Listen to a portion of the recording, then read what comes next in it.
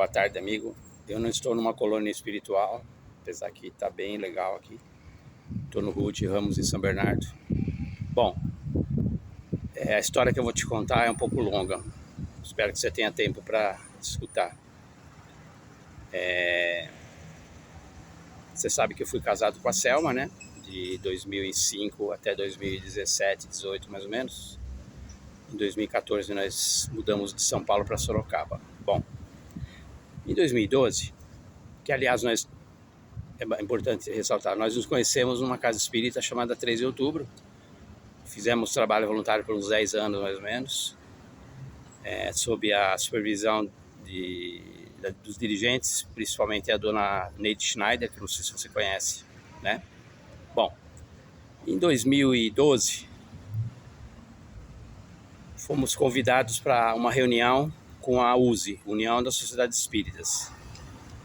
Nessa reunião estiveram o Omar Fantinato, que era tesoureiro, a Júlia Nezu, presidente, a própria Neide Schneider e mais algumas pessoas. Bom, nessa reunião, eles, sabedores que nós éramos especialistas em projetos com lei de incentivo, né?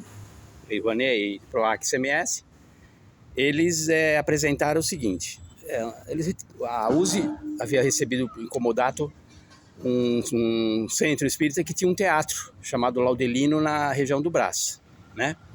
E era um elefante branco, eles não sabiam o que fazer com aquilo, porque estava deteriorado o prédio, tarará, tarará. Bom, era um prédio que tinha 3 andares, no térreo era o teatro, no primeiro andar era o auditório de palestras e sessões, e nos andares de cima tinha salas de aula, alguma coisa assim, e no andar superior uma laje com uma cobertura. Bom, a ideia deles era revitalizar o teatro. Aliás, talvez até a gente tenha falado também um pouco sobre isso, né? Demos a sugestão. E aí se acordou que nós íamos elaborar o projeto. Ia ter um custo de elaboração muito pequeno, né? Que a gente cobrou quase simbólico. Acho que na época foi R$1.500, R$2.000 para elaborar os projetos tanto da Lei Rouanet quanto do PROAC CMS, né? Conclusão, nós aprovamos o PROAC CMS e a Lei Rouanet deu uma inconsistência lá, não aprovamos. Bom, isso foi em 2012, né? Aí começou a epopeia, né? Como eu sou um cara que quando eu pego uma missão, eu vou até o fim, né? Eu tenho uma formação aqui como ex-militar, eu vou até o inferno se for preciso. Eu abracei com unhas e dentes. Praticamente eu trabalhei nesse projeto 70% do meu tempo daí em diante, né? E por R$1.500, tudo bem. Fomos atrás, fui em todas as reuniões que podia da USE, porque a gente estava atrás de patrocínio, né? Aí conseguimos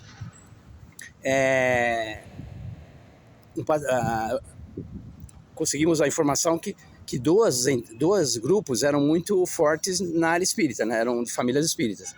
Um deles era o IP e o outro grupo era o Castor.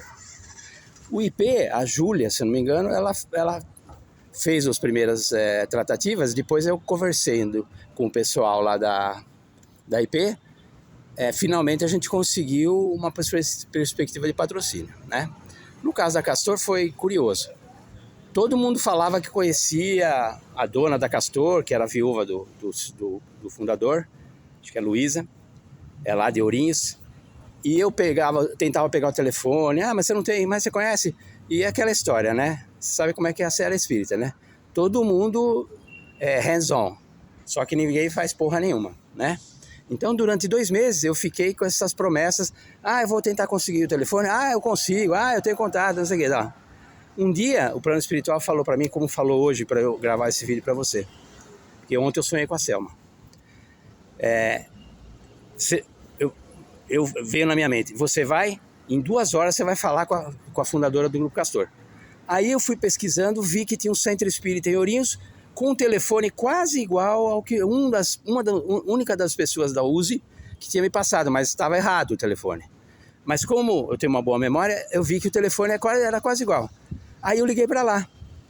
Aí atendeu uma senhora, falei, esse telefone do centro, vocês conhecem o pessoal da Castor?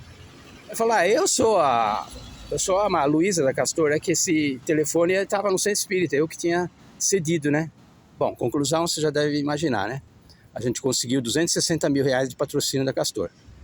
A gente conseguiu uns 600 mil reais da IP e mais uns pequenos patrocinadores, totalizando 961 mil reais. Bom, em 2012, eu tinha calculado, porque eu sou de área financeira, eu trabalhei em bancos como o BPA, como o JP Morgan, eu montei os sistemas de orçamento e projeções de caixa, então eu sou profundo conhecedor de orçamento, né? Mesmo projeção. Eu projetei o Parque Hopi Hari e vários outros projetos grandes aí no Brasil, né? Aí eu falei, eu acho que dá, se for só a reforma do térreo, dá. Mas se tiver que fazer outras intervenções, aí já não sei, não garanto, né? Isso já fui alertando logo de cara, né? O que acontece? Um prédio velho, você tem outras deficiências, né? Bom, dentre os 2012, que foi o período que a gente colocou na lei de incentivo, demorou mais de um ano para ser aprovado e mais de um ano e meio para conseguir captar recursos, o que aconteceu? Já estávamos no início de 2014. O dólar já tinha subido 200% mais ou menos, foi uma época que ele subiu muito. Os materiais de construção, tudo subiu. Ou seja, aquele orçamento que eu joguei na Lei Rouanet e no ICMS, já estava com uma defasagem de pelo menos uns 15%, 20%. Eu alertei, sempre alertando isso. No início da obra, eu já estava falando com o tesoureiro e com uma diretora chamada Rosana Gaspar e o Gaspar, que é o marido dela, né? Que tem um restaurante ali na Lapa. Bom, e sempre alertando, principalmente a Rosana, a Rosana ela era a única pessoa da USE que tinha proatividade. O restante era só papinho, né? Para você ter uma ideia, a gente começou essa obra no começo de 2014. Fomos até 2016, mais ou menos, meados, quando acabou a verba. Nunca ninguém da USE, ou um representante, ou um engenheiro, um arquiteto, ou quem quer que seja, foi vistoriar a obra, foi olhar a obra para ver o que estava acontecendo, como é que estava. Ninguém deu a menor bola. No tempo das captações, eu tentei desesperadamente participar dos programas da Rádio Boa Nova, né? Que é lá na André Luiz, lá em Guarulhos, na Confundação. Só um programa dos 7 semanais eu consegui uma edição só falar sobre o projeto, porque o Fernando, que era o locutor do programa, era da 3 de outubro também e nos conhecia, era amigo nosso, ele deu essa palhinha. Eu falei com a diretora dessa área de comunicação, ela me esnobou o tempo todo, falou que ia ver, nunca viu, nunca retornou, nunca fez porra nenhuma, né? Bom, aí a obra começou a se desenrolar. Aí começaram a aparecer uma reforma, você sabe, ela não é como começar do zero, ela aparece um monte de coisa imprevista. Primeiro, tivemos que fazer intervenções, reforçar toda a estrutura do prédio, que não estava no escopo do projeto. Gastamos quase 40, 50 mil reais, porque senão o prédio ia cair. A coluna estava se soltando uma da outra e ia cair. Tivemos que fazer serviço. Bom, eu tive que encaixar na lei de incentivo, porque eu falava para a Rosana ou para a Júlia, que era presidente da USE, olha, isso aqui não está no escopo do projeto, vocês vão financiar? Ah, a gente não tem dinheiro, a gente não encaixa, não tem dinheiro, tá bom. Não tem dinheiro, mas só que quando eu fui vistoriar a primeira vez o terreno, o Osmar Fantinato falou, a gente vai fazer um elevador aqui. Iam gastar 90 mil reais, que não tinha dinheiro, né, em 2012, no elevador de um lugar que ia passar por uma obra e iam colocar, inclusive, no meio do caminho, ou seja, tudo errado, né? Bom, como é que eu fiz o projeto? Havia promessa que teria uma engenheira, que era a irmã do Osmar Fantinato, e uma arquiteta que era sobrinha do Baldock, eu não lembro o primeiro nome dela, aquele jogador do Palmeiras. Essa engenheira participou dessa primeira reunião, que a gente fechou o contrato, né? Depois ela desenvolveu um câncer, não participou de absolutamente nada. Ela que ia fazer o projeto todo, né? De engenharia, de elétrica, ela ia dar um jeito, ela era da USP lá. Ou seja, ela saiu fora do circuito. Não mandaram nenhum engenheiro de volta. Conclusão, eu tive que contratar um engenheiro para fazer o projeto e encaixar dentro do projeto. aquelas gambiarra que a gente faz, que você sabe, né? Mas gambiarra, no meu caso, era totalmente de boas intenções, porque a Uzi dizia que não tinha recurso. Arquiteta, essa Baldock era uma menina de 26 anos, não fazia o nó com um copo, como a própria Selma falou. Ela não tinha, eu tinha mais noção de arquitetura do que ela. Ela fez um projeto de parecer um desenho de criança. Falei, não tem a mínima condição. Aí eu contratei um arquiteto que eu conhecia, que tinha feito o exército comigo, o Roberto Kubota, que você vai ver as obras dele, procura aí na internet, você vai ver. O cara me fez por 1/3 do valor, mas mesmo assim, tive que pagar quase 20 mil reais para ele. Ele teve que mobilizar a equipe toda dele, né, para isso. Deixa eu dar uma pausa aqui para ver quanto é que tá de gravação. 10 minutos, eu espero que com até 20 minutos eu concluo. Bom, no decorrer da obra surgiram várias outras coisas. Existia uma edificação onde era um terreno ali que era o quintal. Tivemos que quebrar, afundar não sei quantos metros, não estava previsto, né? Caminhões e caminhões que saíram de entulho que não estavam previstos. Então, tudo isso foi agregando custo. A escada, ela foi feita para resistir, uma escada enorme assim, que eu tenho fotos, foi feita para resistir ataque nuclear. Tinha 3 vezes mais ferro do que precisava, 3 vezes mais grossura. Quebraram 2 marteletes enormes, com aquele extrator com martelete, para tentar destruir a escada. Conclusão, mais custo. E assim foi. Mais custo daqui. As paredes laterais estavam desprendendo e caindo nos cortiços que tinha no terreno do lado. E eu ia fazer o quê? A Uzi não se mexia. Eu fui lá, mandei refazer a parede lateral toda, mais custo. Bom, resumo da obra. Esse custo adicional foi quase 250 mil reais, ou seja, 1/4 do orçamento. Foi tudo nessas despesas que não estavam no escopo do projeto e que eu reivindiquei e que ninguém deu a mínima para dizer como é que ia ser a destinação. Eu gastei o dinheiro do projeto. Conclusão, eu fui tendo que modificar o projeto. Estava previsto fazer a parte de palco, de iluminação, eu fui cortando. E eu ia cortando e ia fazendo os adendos na Secretaria de Cultura do PROAC, né? Por quê? Eu tentava de todos os meios, como uma missão, né? Bom, você não sabe a quantidade de empresas que eu visitei para permuta. Eu fui na Telha Norte, fui em feiras de negócio, porque aí eu já percebi que a Uzi não ia ajudar. E eu comecei a tentar permuta. Você não quer trocar o telhado pelo seu nome na sala de projeção, entendeu? Eu fui tentando fazer permuta. E ninguém nunca me ajudando. Todos os meses, pode ter certeza disso. Eu tenho provas, eu tenho os PowerPoints. Eu mandava para todos os stakeholders. O que são stakeholders? Toda a diretoria da Uzi que eu tinha contato via e-mail, todos os patrocinadores, a IP, a Castor, a Alpargatas e outros, todos os interessados. Bom, para todo mundo eu mandava a posição de como estava a obra. Eu fazia os percentuais, gráficos, e desde o começo falando, olha gente, o dinheiro não vai dar, vai precisar de verba adicional, a gente vai ter que se coçar, eu preciso de mais de apoio, né, de pessoas que conheçam empresas de médio e grande porte que possam fazer doações em dinheiro ou permuta, né? Bom, nunca ninguém me deu a menor bola, a menor pelota. Nem respondiam, nem falava, que legal o trabalho que você está fazendo, nada. Mas tudo bem, eu não estava lá querendo agrado e ninguém alisar minha cabeça. Eu estava com o propósito de entregar um teatro, que aliás não era o lugar adequado para o teatro, porque o pé direito era muito pequeno, não dava, né? Você sabe, um teatro precisa ter o pé direito bem alto, né? E lá era 3,5 metros, 4, acho que no máximo. Então nunca ia ser um teatro state of the art, né? Bom, mas o projeto ficou bacana, o Kubota fez um baita no projeto, funcional, com biblioteca, bom, vamos lá, com área de alimentação. Quando começou a chegar, começo de 2014, aí eu acendi o sinal amarelo e vermelho, né? Falei, olha, não vai dar, ó, Rosana, o pessoal da Uzi e tal, não vai dar, já está acabando o recurso e nós estamos 70% da obra ainda, precisa de reforço, né?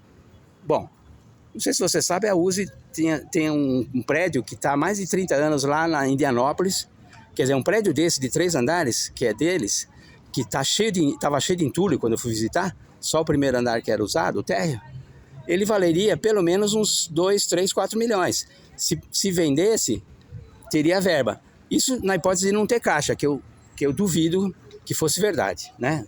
E depois eu confirmei que as pessoas não eram honestas, na verdade elas eram ardilosas, elas eram sepulcros caiados, né? Principalmente o seu Gaspar e a dona Rosana, esposa dele, porque o Gaspar uma vez me virou assim: por que você pega nota de tudo? Faz sem nota, faz sem nota. Olha a mentalidade do sujeito que era dono de restaurante, né? Carcamano, achando que dava para fazer sem nota num projeto de PROAC. Só na cabeça dele, mas ele, como a índole dele era perversa, ele já achava que podia dar totó até nisso, né? Outra coisa, quando começaram a me questionar por que o dinheiro não ia dar, você não projetou, eu falei, projetei, mas e a inflação, e o dólar, e um monte de coisa, e demorou 2 anos e meio para a gente começar o projeto, o valor do dinheiro acabou. Aí eu estava no salão da USE lá em Santana, aí eu perguntei para o cara, quem foi que fez o orçamento dessa reforma aqui? Tinha sido acabado de reformar o andar de cima. Fui eu. Quanto que você orçou? Uns 6 meses atrás eu orcei 40 mil reais. Quanto que saiu a obra? 60 mil reais. Ou seja, uma obra de pequeníssimo porte, com um horizonte de apenas 6 meses, que o cara projetou 40 mil reais, deu 50% de desvio para cima. Ou seja, você vê, e era um lugar que não tinha nada de imprevisível. A nossa obra, que apareceu um monte de acidentes de percurso, deu 25%, menos que 30%. E os caras acharam que eu estava, de alguma forma, fazendo uma má gestão. Tudo bem, pode ser que eu não tenha sido totalmente eficiente, apesar que eu sou um cara muito inteligente, eu tinha feito colegial de edificações, eu conhecia muito sobre construção, né? E analisei empresas construtoras também no banco, e tinha um baita de uma experiência em mercado financeiro e orçamentos, então era difícil que fosse uma grande incompetência. Mas supõe-se que eu era incompetente, mas eu nunca fui desonesto, mas eu nunca desviei nada. Pelo contrário, nós gastamos dinheiro do nosso bolso, porque ninguém da USE se coçou para ir agradecer a IP e a Castor. Nós pegamos nosso carro, fomos até Ourinhos, fomos até Amparo, nos reunimos, temos fotos com a diretoria da Castor, entregamos uma cesta de chocolates para eles, que nós compramos, entregamos uma cesta de chocolates para o marketing da IP, ou seja, nós sempre fazíamos tudo que a USE... A Selma ficou quase 6 meses trabalhando em cima do Condefat, da Compresp, porque era um edifício numa área meio tombada, regularizações, não existia nem planta, eles não falaram isso pra gente. Não existia nem planta desse edifício. Existia aquela casinha que tinha sido demolida que nós achamos o alicerce. Ou seja, estava tudo irregular na prefeitura. Nós fomos atrás de tudo para tentar regularizar, fomos atrás do Compresp, nós, eu e Selma, aprovamos a obra pelo Compresp, pelo Condefat. Ou seja, tudo que precisava, que era atribuição da USE, ninguém botava a mão no cocô, desculpa a palavra, e a gente que tinha que ir atrás. Por quê? A gente queria que o projeto decolasse, né? Bom, em janeiro de 2014 veio a surpresa.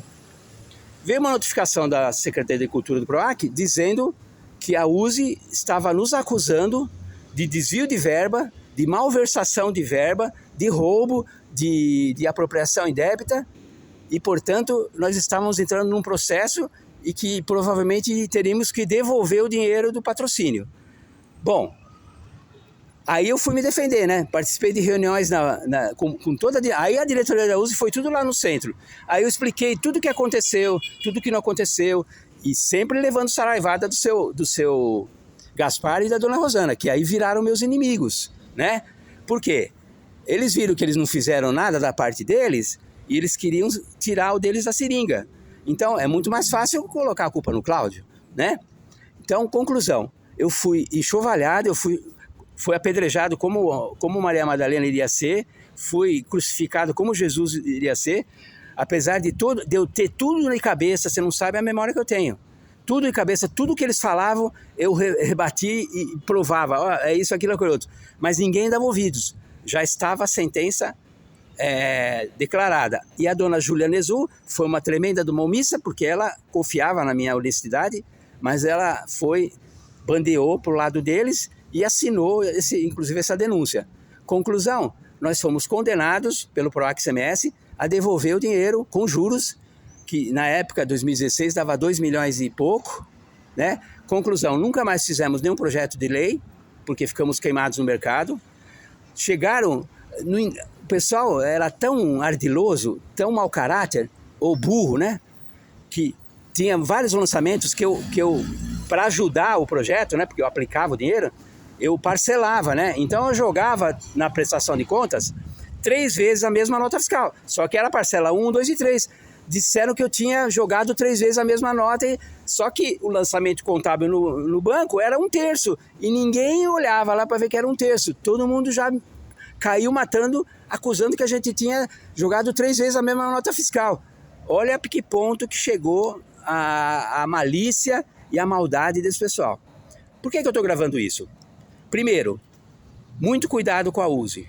Eles estão lá, esse ninho de cobras está lá hoje, eles ainda são dirigentes, a Júlia, o Gaspar, a Rosana, o Osmar, que era um cara honesto, se afastou porque acho que percebeu que tinha bandalheira, né? Então, volto a dizer, muito cuidado com esse pessoal, não confie neles, eles são aves de rapina, são cobras e vão picar no momento que você mais estiver distraído, que foi o meu caso. Porque com toda a boa fé, eu acreditei que a USE era uma entidade séria e paguei o preço, inclusive com a separação, porque veio uma crise financeira fodida, né? Eu e a Selma já nos entendíamos mais por conta de ter um monte de coisa para pagar e não ter, porque a gente não conseguia mais projeto. Mudamos para Sorocaba para tentar aliviar essa situação e não deu certo. Conclusão, nos separamos, né? E vou dizer, a Selma foi muito fantástica. Só um momento. Só para finalizar, aliás, a minha própria cônjuge, né, que você conhece, ela também deu uma fora da seringa, vamos dizer assim, né? Numa determinada altura que ela viu que a viola estava em cacos, né? O desastre era iminente. Ela fez um termo dizendo que ela não sabia sobre o que estava acontecendo no projeto, porque eu cuidava da área financeira. E ela me pediu, quase que impondo, né? Para eu assinar. Eu assinei. Tudo bem, você não quer mais ficar no barco, né? Bom, é isso. Eu não sei se eu esqueci dos principais detalhes, porque eu acho que o pessoal de lá de cima falou, fala tudo o que você tem que falar. Talvez eu tenha esquecido alguma coisa. Bom, atualmente, passou 3 minutos. Atualmente, eu vim para São Bernardo, nunca mais consegui um trabalho, né? Porque eu estou com 62 anos hoje. Ninguém me pega, a Mercedes não pega ninguém acima de 50. Projetos minguaram, principalmente na pandemia. Eu estou hoje com R$1 na minha conta e amanhã eu vou ter que gastar R$140, não sei como vou fazer, né? Então eu estou vamos dizer, num momento de escassez, né, de vacas magras violento durante já vários anos. Mas estou cada vez mais forte, cada vez mais resiliente. E sei que tudo isso eu vou mudar. Então, se você acredita que tem algo útil para fazer com essas informações, faça. Eu achei necessário falar para você, para te alertar, porque caso você tenha alguma relação com essa entidade, fique esperto. Um abraço.